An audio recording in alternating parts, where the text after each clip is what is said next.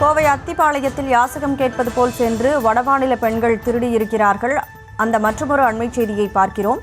கோவை அத்திப்பாளையத்தில் யாசகம் கேட்பது போல் சென்று வடமாநில பெண்கள் திருடிய சிசிடிவி தொடர்பான காட்சிகள் கிடைக்கப் பெற்றிருக்கிறது. தனியார் பம்ப் கம்பெனியில் யாசகம் கேட்பது போல 7 வடமாநில பெண்கள் உள்ளே சென்று திருடியிருக்கிறார்கள்.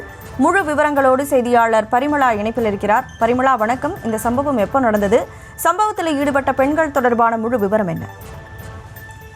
கனிமொழி, கோவையில் யாசகம் கேட்பது போல வந்து வடமாநில 7 பேர் அங்கிருக்கக்கூடிய பொருட்களை சைக்கிள் மற்றும் அவர்கள் எடுத்து வரக்கூடிய அந்த துணிகளில் போட்டு எடுத்து செல்லக்கூடிய காட்சிகள் தான் தற்பொழுது தெளிவாக கிடைக்கப்பட்டிருக்கிறது. இந்த சிசிடிவி காட்சிகளை வைத்துதான் போலீசார் அந்த 7 பெண்களையும் தேடி வருகின்றனர். அதாவது கோவை அத்திப்பாளையம் பகுதியில் உள்ள தனியார் பம்ப் கம்பெனியில் யாசகம் கேட்பது போல வந்து 7 வடமாநில பெண்கள் சுமார் கிட்டத்தட்ட 1.5 லட்சம் மதிப்புள்ள பொருட்களை, அதாவது கம்பெனியில் இருந்த காப்பர் வயர் மற்றும் பித்தளை உலோகங்களையும் அவர்கள் எடுத்து வரக்கூடிய அந்த துணி பைகளில் லாபகமாக அங்கிருந்து எடுத்து செல்கின்றனர்.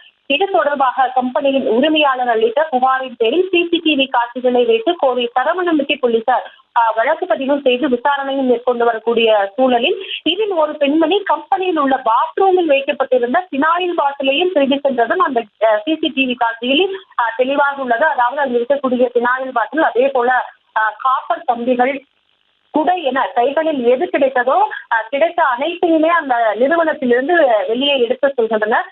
சந்தேகத்திற்கு இடமளிக்கும் வகையில் யாரேனும் சுற்றித்திருந்தால் போலீசாருக்கு தகவல் தெரிவிக்குமாறும் காவல்துறையினர் அறிவுறுத்தக்கூடிய இந்த சூழலில் அந்த பெண்களை வழக்கு பதிவு செய்து சிசிடிவி காட்சிகளின் அடிப்படையில் தேடி வருகின்றனர். கனிமொழி, விவரங்களை வழங்கியதற்கு நன்றி பரிமளா.